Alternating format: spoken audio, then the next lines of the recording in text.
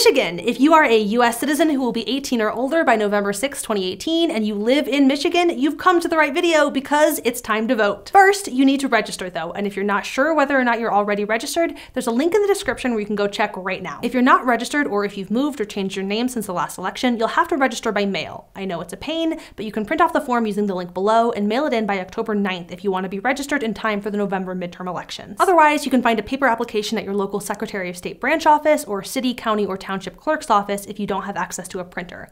Links to locate those offices are in the description. Once you're registered, you get to vote.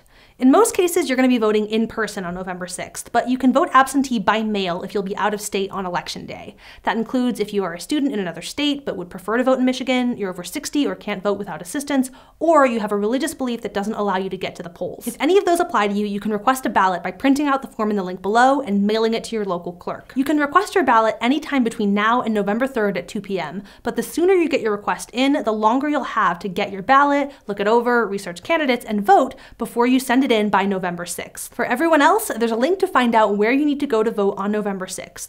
Polls are open from 7 a.m. to 8 p.m., and you'll need to show a photo ID. A driver's license, state ID, student ID, passport, military, or tribal ID are all acceptable. You can also go to michigan.gov/vote to look at a sample ballot that tells you everything you'll be able to vote for in the midterm elections. You don't have to vote for every single item on the ballot. You can leave things blank if you want to, but your local elections can be pretty important, so it's worth checking out what's on there ahead of time.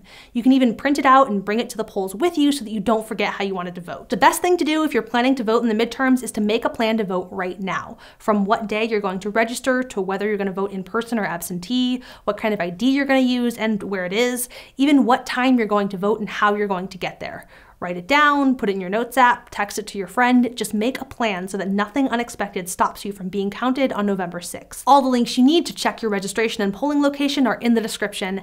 Thank you for voting.